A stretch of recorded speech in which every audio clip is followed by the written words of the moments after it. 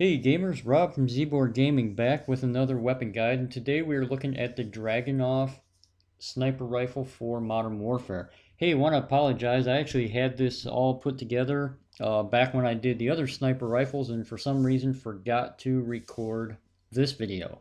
So with that, let's go ahead and take a look at the Dragunov. So the Dragunov unlocks at level 1, has a max weapon level of 36. As far as sniper rifles, it's probably, I would call it average. It does some things very good, some other things just okay. As far as those camo requirements, we have them listed here in the bottom left-hand corner. Base stat, so the Dragunov has a base damage range of 70 meters, will do 140 damage to the head, 136 to the chest, and 70 to the stomach and the limbs. It has a mag size of 10 bullets, a fire rate of 155 RPM, so it does have the largest magazine and fastest fire rate of the sniper rifles. ADS speed of 534 milliseconds, and a reload time of about 2.14 seconds, which is fairly fast. All the attachments as well as their unlock levels are listed out here, as well as a few loadout suggestions, and I'll go ahead and get into a lot more detail on the various loadouts, damage, and everything, as well as recoil patterns here in the video. Before that though, want to encourage you to head on over to ZborGaming.com. I'll have a link in the description below. It'll have a variety of the infographics that we go over here in the presentation if you want to come back to them and look at them in more detail. So moving on, here are a couple loadouts, and I'll go through those in more detail later in the video. As far as some of the advanced stats, again, like we said, this only has one drop-off range at 70 meters. Movement speed is at 91%. ADS strafe speed is at 30%. So like all the other sniper rifles, the movement and strafe speed is fairly slow. This has a very poor recoil pattern. It drifts heavy up to the right, and it does not center well after you shoot. So sometimes it's almost better to scope out than scope back in, at which point sometimes you can lose your target. So keep that in mind when using this weapon. You'll really have to do a lot of manual recoil control. Some of the special attachments for the Dragunov, we got two different barrels on this weapon. A 510mm compact barrel, which helps your ADS speed and movement speed at the expense of damage range. And then you have your 660mm extended barrel. Here you get a 30% damage range increase, some added bullet velocity recoil control, but you will lose some of that ADS speed and movement speed. And then outside of that, you've got some extended mag attachments you can put on. And then I've got a few attachments here for better ADS times, but I will go over this in the next slide. So here I've got everything listed out as far as how the various attachments affect ADS speeds. You can see here the compact barrel, tac laser, stalker scout, scout combat optic, VLK, and Cronin will all help you with a faster ADS speed. As far as recoil, you only have a couple attachments which are going to help with your recoil control. And that is your muzzle brake, your compensator, your bipod, and your extended barrel. I think I put recoil control here, and I don't think that's actually the case. Right, because this is actually a negative recoil. So I'll go back and fix that in the infographic and have that up on the website. As far as your stock mobility, keep in mind there are a couple stocks here if you want a lot higher mobility. Throw that skeleton or the lightweight stock on. Those will help with your aim walk movement speed. So we did some recoil testing at different ranges, and I'll go through that here in a few minutes on a different slide. So as far as the damages and the different game modes, you can see that the Dragunov in hardcore mode is a one-shot kill, regardless of where you hit them or what range. In multiplayer and Warzone with a player at 100 health, it's either a one or two shot kill. And then a fully armored target in Warzone will be anywhere from a 2-shot kill to a 5-shot kill. So if we look at how this compares to the other sniper rifles, you can see the Dragunov is here in the middle. It has the lowest effective damage range, but you do have the fastest time to kill as far as 2 shots. So if you hit one of your other sniper rifles to the limbs or at a much farther distance to the stomach and limbs, this Dragunov will kill quicker. So keep that in mind. Basically, the other sniper rifles, you have to hit that essentially torso or headshot to get that one-shot kill. Dragunov, you can get some fairly fast time to kills if you miss that, or I guess you don't kill on the first bullet. So if we compare this now, take a look at how the base rounds compared to the two barrels. You can see here that using that 510 compact barrel, you will lose 10 meters on your damage range. You'll increase it by 15 meters using the 660 millimeter extended barrel. And then in Warzone, you can see here that we actually have different damage multipliers to the head. So it actually does 175 damage to the head and 125, which makes this always a 2-shot headshot kill in Warzone, all the way up to a 5-bullet kill if you're hitting stomach or limbs at range. And again, if you put the 510 or the 660, it will move this line either back to 60 or up to 85. So we did all of our recoil testing on Candor Hideout like all of the other weapon guides that I've shown you so far. Again, like I mentioned before, it's a 1 or 2-shot kill in core game modes, 1-shot kill in hardcore, or a 2 to 5-shot kill in Warzone.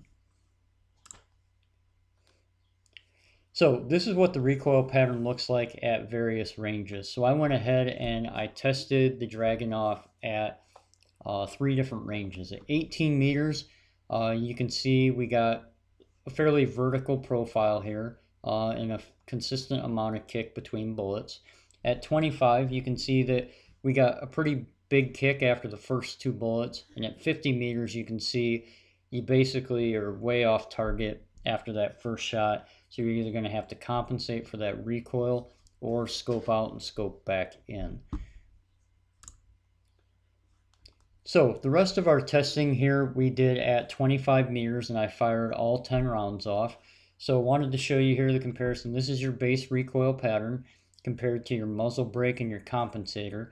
And you can see here that the muzzle brake really didn't seem to help a whole lot. The overall pattern actually recoil-wise looked worse than your base recoil. Compensator narrowed it up a little bit. You can see it cut probably about 20 to 30% of that vertical recoil off the first shot. Still though, it's quite a bit of recoil on a sniper rifle, especially if you're at much farther ranges. Okay, if we look at the barrel attachments, so this here on the right are the compact barrel, and you can see this says it hurts your recoil control, and you can see that it does definitely. Now the difference here though is this extended barrel says it helps your recoil control, and if you look at this, it actually looks a lot worse than just the base recoil. So even though the total recoil after 5 bullets was a little less, we actually got more of a jump using the extended barrel than we did just using the base. So again, this is another case where it says you're getting recoil control and it doesn't really look like you are. It actually still has a lot of kick. The other thing I did here on the left was I actually took a look at the bipod. So I did this mounted, crouched, as well as prone. And you can see that you still get quite a big kick after that first shot, but it, especially with prone and mounted, it did help substantially with those second and I guess the follow-up shots, if you want to call it.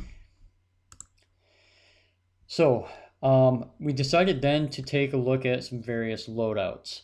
So I have a Warzone setup, a fast ADS build if you're looking to sort of run in like a 6v6 multiplayer, a ground war setup, and then if you want to really try to get the best low recoil setup you can. So the lineup here I have is sort of that base recoil pattern where it ended up after the first 5 shots.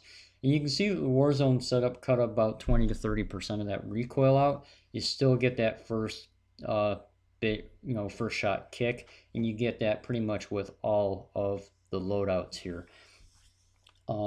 But this has that monolithic suppressor, extended barrel, tac laser, sniper scope, and stalker scout. So again, this is going to be a little bit of a slower ADS build, but it will help you stay off the radar, hit those targets at an extended range. That thermal scope will help you pick up enemies. So as far as the fast ADS build, you can see here that really compared to the base recoil, we have a much faster ADS, and we didn't lose a lot of overall recoil as far as those first 5 shots. So that's why this is a fairly effective build when you're running multiplayer, especially if you're going for those one-shot kills at closer range to the chest or head. The ground war setup builds a little bit more accuracy in than the Warzone setup does. It does not have that suppressor on it though, so keep that in mind. It's just a fairly decent mid-range sniping build. And the last build we went for here is this low recoil sniper. This has the compensator, the extended barrel. We threw the bipod on, the tac laser, and the hunter scout stock. And this is good for maybe some longer range ground war sniping. You could take this into Warzone, but again, your shots are going to show up on the radar, so the enemy is going to be able to hunt you down. But let's take a look a little bit more detail on some of these loadouts. So here's sort of what they look like. Again, the Warzone setup, you're going to need to basically have the weapon maxed. Max level is 36. This will require a level of 35. Basically, if you could always swap out a different stock though, or use something else. As far as the fast ADS setup, again, this is also going to take a level 35 with that Stalker Scout. You could throw a skeleton stock on there for a little more mobility if you wanted, and that would also be a decent build. As far as the ground war setup, again, this is a level 33, includes that extended barrel, compensator, hunter scout, focus, and the Cronin optic. You could always swap the optic out, maybe throw a VLK, or even just take the optic off altogether and use the stock scope. Throw on some extra ammunition if you want. Again, there's a lot of options here as far as how you build these out. And then the last loadout we have here, this is sort of that low recoil accuracy build. This is if you want to sort of post up in a building, you want to mount, you want something that's going to be quite accurate, take those enemies out at a longer range. We suggest using a build similar to this. So really that's all we have in today's video as far as the Dragunov. Sorry we didn't get this one out sooner when we had the other HDR and AX50 videos. But again, hey, I appreciate you guys watching. Thanks again. Please comment, like, hit that thumbs up, subscribe, hit the bell notification. We'll have more weapon guides coming out soon. Take care.